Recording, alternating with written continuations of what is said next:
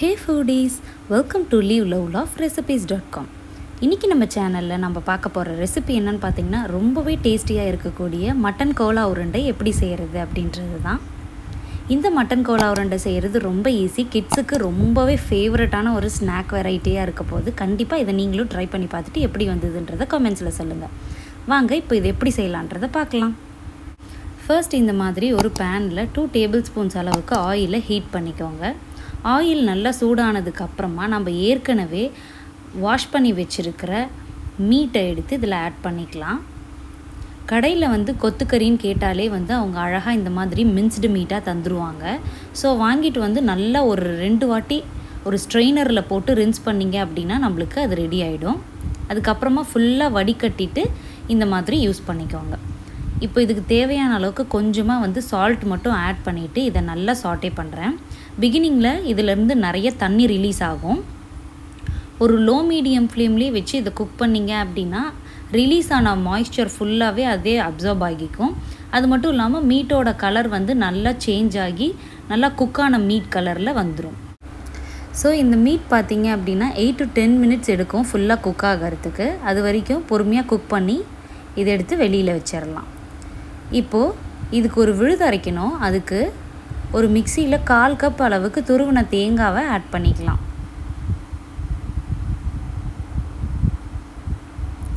இப்போது தேங்காவுக்கு அப்புறமா இதுக்கு காரத்துக்கு தேவையான அளவுக்கு வரமிளகாய் ஆட் பண்ணணும். நான் இன்றைக்கி 3 வரமிளகாய் ஆட் பண்ணியிருக்கேன். கூடவே 1 டீஸ்பூன் அளவுக்கு ஜிஞ்சர் கார்லிக் பேஸ்ட் ஆட் பண்ணணும். இன்கேஸ் உங்ககிட்ட இஞ்சி பூண்டு விழுதா இல்லை அப்படின்னா ஒரு துண்டு இஞ்சி 2-3 பல் பூண்டு ஆட் பண்ணிக்கோங்க. 1 டேபிள் ஸ்பூன் அளவுக்கு பொட்டுக்கல்லை ஆட் பண்ணிக்கலாம். ஒரு துண்டு பட்டை ஆட் பண்ணிக்கோங்க. ஒரு 2-3 கிராம்பு ஆட் பண்ணிக்கோங்க. இது கூடவே ஒரு 1 டீஸ்பூன் அளவுக்கு சோம்பு ஆட் பண்ணிக்கோங்க, அதாவது பெருஞ்சீரகம். 1/2 டீஸ்பூன் அளவுக்கு பெப்பர்கார்ன்ஸ் ஆட் பண்ணிக்கோங்க. இந்த விழுதுக்கு தேவையான அளவுக்கு சால்ட் ஆட் பண்ணிக்கோங்க. ஒரு 6-7 பல் சின்ன வெங்காயத்தை ஆட் பண்ணிக்கோங்க. இப்போ இதை தண்ணி ஊற்றாமல் இந்த மாதிரி நல்லா கிரைண்ட் பண்ணி எடுத்துகிட்டு வந்துடணும். கொஞ்சம் கூட தண்ணி ஊற்றிடவே கூடாது. தண்ணி ஊற்றிட்டா நம்மளுக்கு ரவுண்டு பால்ஸ் பிடிக்கிறதுக்கு நம்மளுக்கு வரவே வராது. இப்போது இது கூடவே நம்ம குக் பண்ணி வச்சுருக்குறோம் இல்லையா ஏற்கனவே மீட்டு, அதையும் ஆட் பண்ணிக்க போகிறோம்.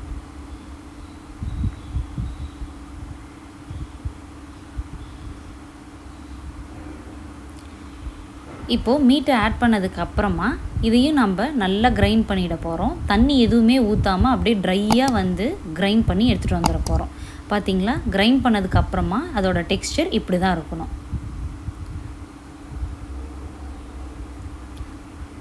கொஞ்சமாக மாய்ஸ்சர் இருந்தாலே போதும், அதிகமாக தேவைப்படாது. இப்போ இதை அப்படியே ஒரு பவுலுக்கு ட்ரான்ஸ்ஃபர் பண்ணிடலாம். இதில் நான் ஒரு முட்டையை உடச்சி கலக்கி வச்சுருக்கேன். அதில் 1/2 எக்கு மட்டும் இப்போ ஆட் பண்ணி நல்லா கலந்து விட்டுக்கலாம். நீங்கள் பார்த்துட்டு உங்களோட கண்டென்ட்டுக்கு தகுந்த மாதிரியான எக்கு ஆட் பண்ணிக்கோங்க. இன்றைக்கி நான் பார்த்திங்கன்னா 150 to 200 கிராம்ஸ் ஆஃப் இது மின்ஸ்டு மீட் தான் எடுத்திருக்கேன். அதுக்கு இந்த அளவுக்கு எக்கே போதுமானதாக இருக்கும். இப்போது எக்கை ஊற்றிட்டு இதெல்லாம் நல்லா கலந்ததுக்கப்புறமா உங்கள் கையை வச்சு இந்த மாதிரி கொஞ்சம் பெரிய சைஸாக பால்ஸை பிடிச்சி வச்சுக்கோங்க. பால்ஸ் பிடிக்கும்போது அதில் கிராக்ஸ் எதுவுமே இல்லாத அளவுக்கு பார்த்துக்கோங்க. இல்லை அப்படின்னா நீங்கள் எண்ணெயில் போட்டு பொரிச்சு எடுக்கும்போது என்ன ஆகும்னா 2ஆக பொளந்துட்டு எல்லாமே உதிரியாக வந்துறதுக்கான வாய்ப்புகள் இருக்குது.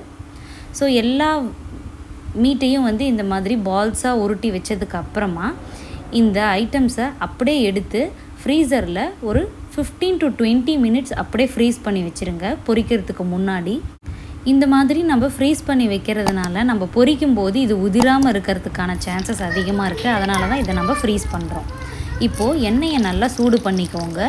ஒரு லோ மீடியம் ஃப்ளேம்லேயே ஃப்ளேமை வச்சுட்டு அதுக்கப்புறமா நம்ம ரெடி பண்ணி வச்சுருக்கிற மீட் பால்ஸை ஒன்று ஒன்றா போட்டு பேட்ச் பை பேட்சாக பொரித்து எடுத்துக்கோங்க. எல்லா மீட் பால்ஸையும் ஒரே டைமில் ஆட் பண்ணிட்டீங்க அப்படின்னா எல்லாம் உதிர்ந்து போகிறதுக்கான சான்சஸ் அதிகமாக இருக்குது. ஒன்றோட ஒன்று ஒட்டிக்கிறதுக்கான சான்சஸும் அதிகமாக இருக்குது. ஸோ 4 அல்லது 5 அட் அ டைம் போட்டு பொரிச்சு எடுத்துக்கோங்க. அதே மாதிரியே மீட் பால்ஸை உள்ளார ஆட் பண்ண உடனேவே கரண்டியை வச்சு கலந்து விட்டுறாதீங்க. எல்லாம் உதிர்ந்து போகிறதுக்கான சான்சஸ் இருக்குது. ஒரு ஃபியூ மினிட்ஸ் அப்படியே வெயிட் பண்ணுங்கள். ஒரு சைடு நல்லா குக் ஆகட்டும். ஒரு 3 to 4 மினிட்ஸுக்கு அப்புறமா அதை பொறுமையாக லைட்டாக திருப்பி விட்டீங்க அப்படின்னா எல்லாமே நல்லா குக் ஆகி வந்துடும். நீங்கள் ஃப்ளேமை அதிகமாக வச்சுக்கிட்டீங்க அப்படின்னா வெளியில் மட்டும்தான் குக் ஆகும், உள்ளுக்குள்ளார அப்படியே அன்குக்கடாகவே இருக்கும். அதனால் லோ மீடியம் ஃப்ளேம்லேயே வச்சு பொறுமையாக வந்து பொரிச்சு எடுத்தீங்க அப்படின்னா எல்லாமே உள்ளார வெளியில் எல்லாம் நல்லா குக் ஆகியிருக்கும். வெளியில் வந்து நல்லா ஷெல் மாதிரி கோட் ஆகியிருக்கும்.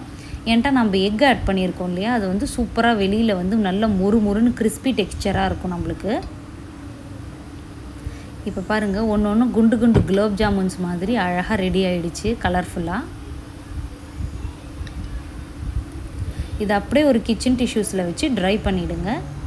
அதுக்கப்புறமா ஒரு சர்விங் பிளேட்டுக்கு ட்ரான்ஸ்ஃபர் பண்ணிவிட்டு சர்வ் பண்ணிட வேண்டியது தான். நம்மளோட சூப்பரான மட்டன் கோலா உருண்டை ரெடி. இந்த ரெசிபியை நீங்களும் கண்டிப்பாக ட்ரை பண்ணி பார்த்துட்டு எப்படி வந்ததுன்றதை கமெண்ட்ஸில் சொல்லுங்கள். இந்த ரெசிபி உங்களுக்கு பிடிச்சிருந்ததுன்னா மறக்காமல் நம்ம சேனலை சப்ஸ்கிரைப் பண்ணுறதோட மட்டும் இல்லாமல் உங்கள் ஃப்ரெண்ட்ஸ் அண்ட் ரிலேட்டிவ்ஸ்க்கு ஷேர் பண்ணுங்கள். தேங்க்ஸ் ஃபார் வாட்சிங்.